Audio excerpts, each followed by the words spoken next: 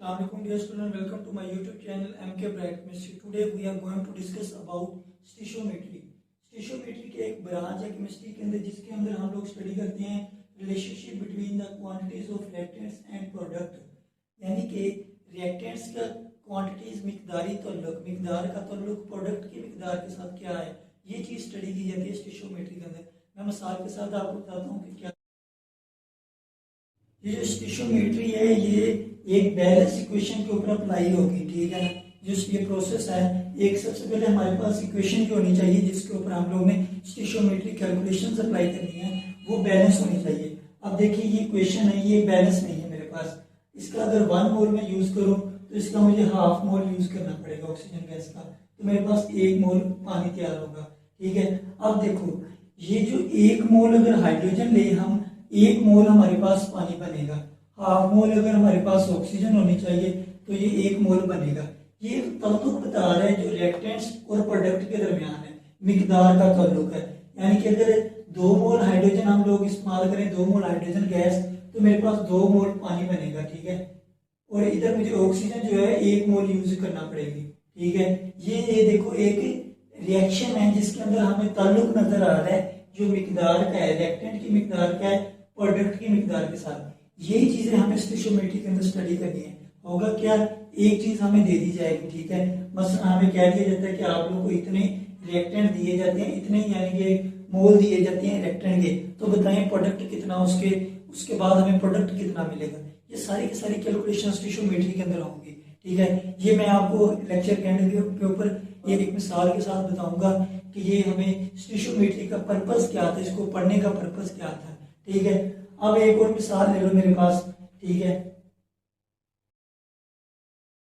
अगर 2 bread use किए थे, 1 एग यूज किया तो 1 सैंडविच प्रिपेयर होगा.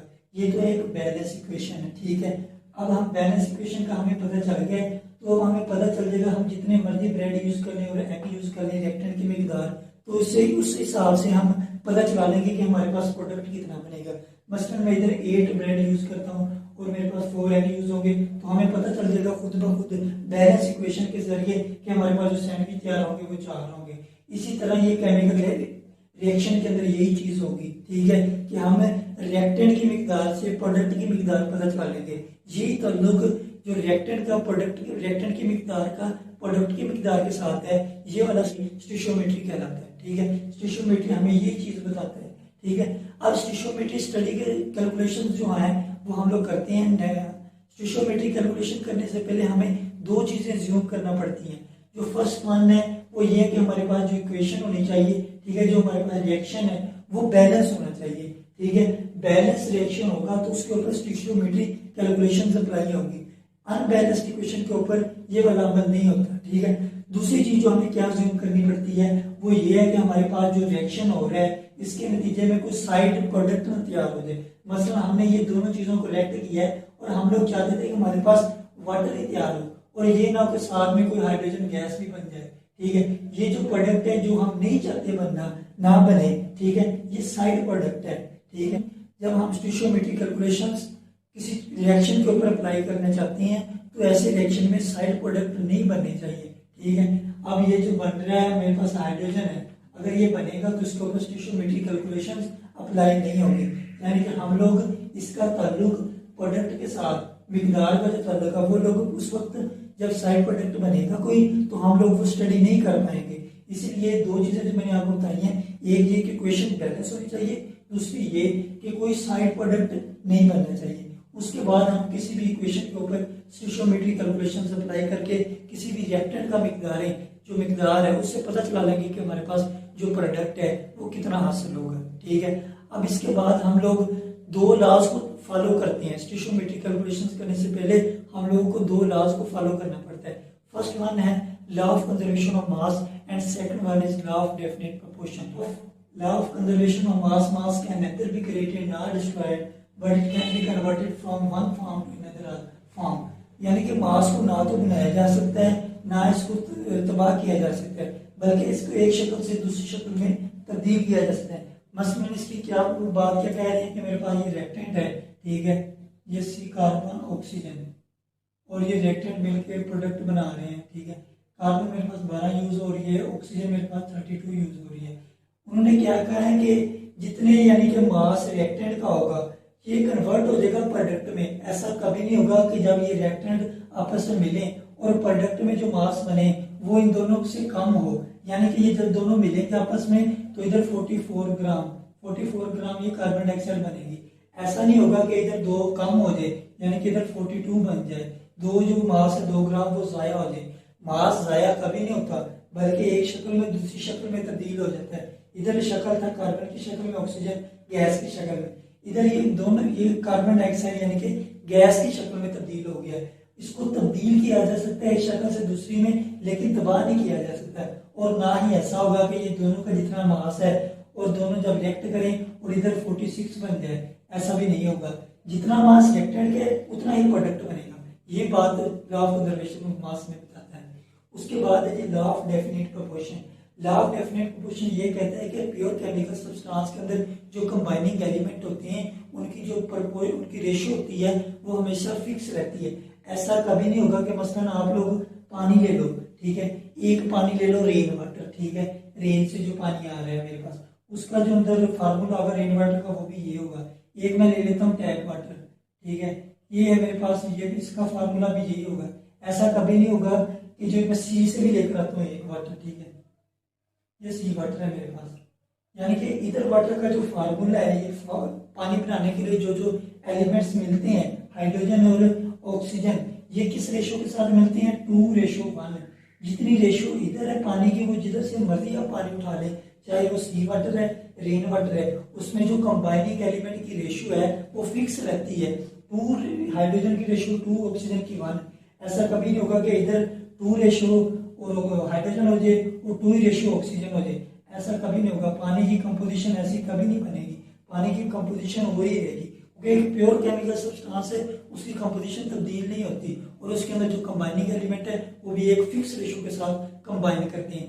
ये दोनों लॉज हमें ओबे करने पड़ते हैं स्टोइचियोमेट्रिक कैलकुलेशंस परफॉर्म करते वक्त। अब हम स्टोइचियोमेट्रिक रिलेशंस पढ़ते हैं, ठीक है, जो रिलेशन हमें बताते हैं कि अगर एक चीज का आपको मास दिया गया तो दूसरी का हम लोग मालूम कर लेते हैं, अगर एक का वॉल्यूम दिया गया तो दूसरी का वॉल्यूम मालूम कर सकते हैं, ठीक है, यानी कि रिएक्टेंट का दिया है प्रोडक्ट का मालूम कर लें, क्योंकि हमें ये स्टोइचियोमेट्री ताल्लुक बताती है मिकदार का ताल्लुक, एक मिकदार दे दी दूसरी हम लोग मालूम कर लेंगे। स्टोइचियोमेट्रिक रिलेशंस हमें क्या बताते हैं, अगर मास हमें दिया है यानी कि एक सब्सटेंस का मास दिया है तो दूसरी का हम लोग इजीली मालूम कर लेंगे, ठीक है। अगर दूसरी के यानी कि प्रोडक्ट का दिया है तो रिएक्टेंट का मास मालूम कर लेंगे। दूसरा मास मोल रिलेशनशिप, यानी कि अगर एक सब्सटेंस का दिया है मास हमें तो दूसरी का मोल मालूम कर सकते हैं, अगर एक का मोल दिया है तो दूसरी का मास मालूम कर सकते हैं। मास वॉल्यूम, अगर एक सब्सटेंस है मसलन हमें उसका मास दिया गया है तो उसका वॉल्यूम मालूम कर लेंगे और वाइस वर्सा, यानी कि अगर वॉल्यूम दिया है तो मास मालूम कर लेंगे, ठीक है। मोल मोल रिलेशनशिप, यानी कि अगर हमें किसी एक सब्सटेंस के दिए गए नंबर ऑफ मोल्स दूसरे के हम इजीली मालूम कर लेते हैं। ये मैं आपको एक एग्जांपल इसके बाद करवाता हूँ, उसके अंदर आपको ये सारा पता चल जाएगा कि हम लोग ये रिलेशन क्या, आपको क्या रिलेशन पढ़ रहे हैं, ठीक है। अब ये जो स्टोइचियोमेट्री है इसकी कुछ लिमिटेशंस हैं, ठीक है। सबसे पहले लिमिटेशन ये है कि ये हमें टर्म्स एंड कंडीशन नहीं बताती, यानी कि ना प्रेशर बताती है कि ये रिएक्शन है, रिएक्शन के कितना प्रेशर होना चाहिए, टेम्परेचर कितना होना चाहिए, कैटलिस्ट यूज करना चाहिए या नहीं करना चाहिए, ये टर्म्स एंड कंडीशन नहीं बताती स्टोइचियोमेट्री। उसके बाद rate of reaction, rate of reaction मतलब रिएक्शन की स्पीड के मतलब हमें नहीं बताती कि रिएक्शन कितनी स्पीड के साथ चल रहा है और कितनी स्पीड के साथ प्रोडक्ट बनाएगा। टाइम ऑफ कंप्लीशन, यानी कि ये टाइम ऑफ कंप्लीशन भी रेट में आ जाता है, हमें रेट ही नहीं पता, किसी रिएक्शन की स्पीड ही नहीं पता, तो हमें कैसे पता चलेगा कि रिएक्शन कितनी देर के अंदर मुकम्मल होगा। एंड पे मैं बताता हूँ, ये एंड पे दीज कैन आल्सो राइट, यानी कि ये जो इक्वेशन होती है, ठीक है, बैलेंस इक्वेशन लिखना, ये तो हम उन रिएक्शन के लिए भी लिख सकते हैं जो वजूद ही नहीं है जिनका, ठीक है, जो हम लोग देखो मसलन ये हीलियम है, ठीक है, हीलियम प्लस हीलियम, ये मेरे पास हीलियम गैस बन गई। हीलियम तो पहली बात ये है कि हीलियम रिएक्ट ही नहीं करता, ठीक है, हीलियम स्टेबल है। अब लोग ये देखो ये बैलेंस इक्वेशन है, ठीक है, ये 2 मोल्स इधर बन रहे हैं, 2 ये 2 मोल्स इधर रिएक्टेंट के हैं, तो लोग यानी कि हम लोग वो केमिकल रिएक्शन भी लिख सकते हैं जो वजूद ही नहीं रखता, ठीक है। ये थी चंद लिमिटेशंस स्टोइचियोमेट्री की। अब हम एक्सप्लेन करते हैं ये जो हमने पढ़ा है, जो कुछ पढ़ा है, ठीक है। स्टोइचियोमेट्री क्या चीज़ है, यानी कि तल्लुक बताती है मिकदार का, रिएक्टेंट की मिकदार का प्रोडक्ट की मिकदार के साथ क्या तल्लुक है। वही तल्लुक को मैं अभी एक एग्जाम्पल के साथ आपको बताता हूँ। मसलन एक एग्जाम्पल लेते हैं, उसमें क्या होगा, हमें रिएक्टेंट का मिकदार बताओगी, प्रोडक्ट की हमने मालूम करनी होगी, किस तल्लुक के साथ क्या तल्लुक होगा, किस तल्लुक के जरिए हम लोग मालूम करते हैं, वो भी आपको बताता हूँ। अब इधर देखें, ये देखिए, calculate number of grams of K2SO4 and water. K2SO4 की अमाउंट कैलकुलेट करनी है और वाटर की, ठीक है। प्रोड्यूस जो बनती है when 14 grams of KOH are reacted with excess of H2SO4, यानी कि KOH और H2SO4 ये रिएक्ट करते हैं, K2SO4 और वाटर, ठीक है, ये बनता है। अब पहले तो हम लोगों ने क्या करना होता है, रिएक्शन लिखना होता है, जो रिएक्शन हो रहा होता है। मतलब ये देखो, KOH react with H2SO4 and produced K2SO4 plus water, ठीक है। ये हमें पता चलेगा कि रिएक्शन क्या हो रहा है। दूसरा काम क्या करना होता है, इसको बैलेंस करना होता है। पहले हम इसे बैलेंस करते हैं कि ये देखिए कितने यूज हो रहे हैं, के इधर एक यूज हो रहा है, इधर दो यूज हो रहे हैं, इधर के दो कर लो, के बैलेंस ऑक्सीजन की तरफ चलते हैं, ऑक्सीजन इधर दो और इधर देखें 4 इधर है, यानी कि 6 ऑक्सीजन। इधर देखो कितनी ऑक्सीजन है, 4 इधर यूज हो रही है ऑक्सीजन, इधर 1 5, ये दो ऑक्सीजन बैलेंस। अब हम करते हैं हाइड्रोजन को बैलेंस, हाइड्रोजन इधर 2 यूज, 2 इधर 4 हो गए, इधर देखो हाइड्रोजन बैलेंस।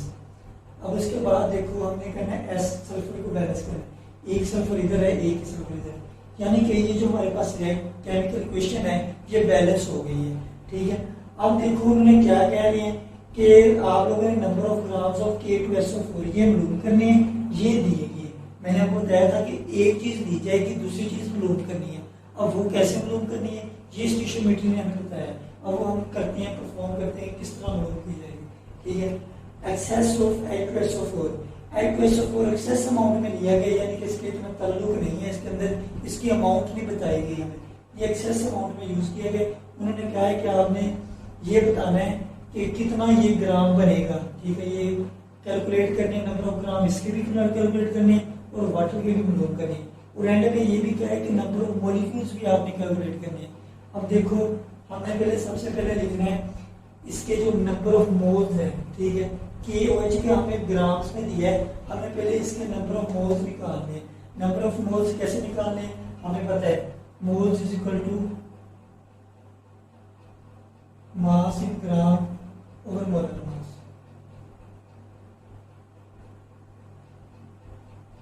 हमें मास दिया गया 14 ग्राम में है। अब इसका जो मोलर मास है KOH का 39, और ये हो गया कि हमारे पास ऑक्सीजन 16 होता है, ठीक है।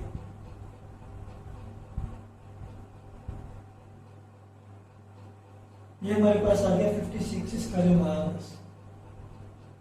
अब इनको डिवाइड करें, हमारे पास आ रहे हैं आंसर 0.25 ग्राम पर मोल, ठीक है। ये नंबर ऑफ मोल्स हमें मालूम हो गए हैं इसके, ये जो KOH यूज हो रहे हैं, कितना नंबर ऑफ मोल्स यूज हो रहे हैं। अब हमने किस तरह मालूम करनी है K2SO4 के नंबर ऑफ ग्राम्स, यानी कि ये कितना पैदा होगा वो देखें। सबसे पहले तो देखो KOH, इसका ताल्लुक हमें लेना है इसके साथ K2SO4, यानी कि रिलेशन बनाकर हम लोगों ने इसका मास नोट करना है। अगर इसके मैं 2 मोल यूज करता हूँ KOH के, ठीक है, तो ये कितने यूज होता है 1 मोल, ठीक है। इधर एक ही है ना, 1 मोल इसका यूज, अगर 2 मोल यूज करूँ तो 1 मोल ये बनता है, ठीक है। अगर मैं यूज करूँ, अगर इधर देखो, अब अगर मैं यूज करूँ 1 मोल इसका यूज करूँ, ठीक है, KOH का, ये कितना बनेगा, ये हाफ बनेगा, ऐसे होगा ना। अगर 2 ये यूज करूँ 2 मोल तो ये 1 बनता है, अगर इसका मैं 1 कर लूँ ये हाफ हो जाएगा, ठीक है। अब उसने क्या किया, अगर 0.25 अगर इतना मैं ये यूज करता हूँ, ठीक है, मोल यूज करता हूँ KOH, तो ये कितना बनेगा, सिंपल कैलकुलेशन है, इसको मल्टीप्लाई कर दें 0.25 की तरह के साथ, तो हमारे पास आ जाएगा 0.125 मोल्स, यानी कि इतने मोल बनेंगे इसके हमें मोल मालूम हो गए, ठीक है। अब मोल से हम लोगों ने इजीली नंबर ऑफ मास मिला, अब मोल से हम इजीली मालूम कर लेंगे इसका मास। वो कैसे मालूम करना है, हमें फार्मूला पता है, मोल इज इक्वल टू होता है मास जो हमने मालूम करना है ओवर मोलर मास। अब मास ही मालूम करना है हमने, ये इधर आगे मल्टीप्लाई हो जाएगा, मोल हमें पता है इसके 0.125 मल्टीप्लाई इसका मोलर मास कितना होगा 39 को 2 से मल्टीप्लाई करें ये होगा 32 होता है। अब ये ऑक्सीजन हो गया हमारे पास 64। अब इनको अगर हम लोग कर लें जमा कर लें 174 आ रहा है, 174 को मल्टीप्लाई करने से हमें जो आंसर आ रहा है यानी कि इतना मास होगा इसका, मालूम हो गया ना। अब इसका मास कितना होगा, अब इसका मास हमने मालूम कर लिया, ठीक है, रिलेशन के जरिए। अब दूसरे नंबर पे उसने पूछा है कि वाटर का कितना मास होगा, ठीक है, वाटर का मास भी मालूम करना बिल्कुल यही तरीके से KOH का रिलेशन हमने करना है वाटर के साथ, ठीक है। वो कैसे होगा देखो H2O, ठीक है, 2 मोल अगर ये यूज होता है तो 2 मोल पानी बनता है, ठीक है, ये देखते 2 मोल, ठीक है। अगर मैं 1 मोल इसको यूज करूं तो 1 मोल ही वाटर बनेगा, ठीक है। अगर मैं 0.25 इतना मोल यूज करता हूं तो इतना ही ये H2O बनेगा, क्योंकि दोनों की मोल की तादाद सेम है। तो अगर ये इतने मोल बनेंगे तो मैं वाटर का मोल भी इसी तरह मालूम कर लूंगा, ठीक है। अब वाटर का किस तरह मालूम होगा वो देखो, मोल हमें पता चल गया वाटर के। अब हमने क्या करना है, वाटर का मास मालूम करना है, mass of water over molar mass. Molar mass कितना है पानी का, वो है जी 18 को मल्टीप्लाई कर दो 0.25 के साथ,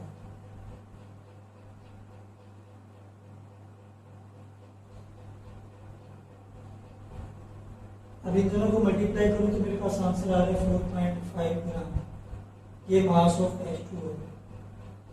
ये भी हमने मालूम कर लिया, एक का सिर्फ हमें पता था, हमने उसका इसके साथ रिलेशन के साथ, ये रिलेशन जो है, ये जो स्टीशियोमेट्री ने हमें रिलेशन बताया इनके अंदर, इनके दरमियान जो रिलेशन है, उस रिलेशन की वजह से हम लोगों ने H2O का भी मास मालूम कर लिया। यानी कि 14 ग्राम अगर ये यूज करेंगे तो इतने ग्राम पानी बनेगा, इतने ग्राम ये K2SO4 बनेगा। अब वो बाद में ये भी पूछते हैं also calculate number of molecules of water. अब number of molecules of water किस तरह मालूम करते हैं, हमने फार्मूला पता है, number of molecules of water is equal to moles, ये जो मोल्स हमें आए हैं वाटर के 0.25, इसको मल्टीप्लाई करना है सिर्फ एवोगैड्रो नंबर से। जब हम उसके साथ मल्टीप्लाई करेंगे तो हमें इजीली नंबर ऑफ मॉलिक्यूल्स मिल जाएंगे। आज का लेक्चर यहाँ तक था, उम्मीद करता हूँ कि आपको समझ आई होगी स्टीशियोमेट्री की, एग्जाम्पल के साथ मैंने आपको बताया, ठीक है। अब अगर किसी बच्चे को कोई क्वेश्चन है या कोई कंफ्यूजन है तो वो कमेंट सेक्शन में पूछ सकता है। अब हम अपने नेक्स्ट लेक्चर के अंदर मिलेंगे, तब तक के लिए अल्लाह।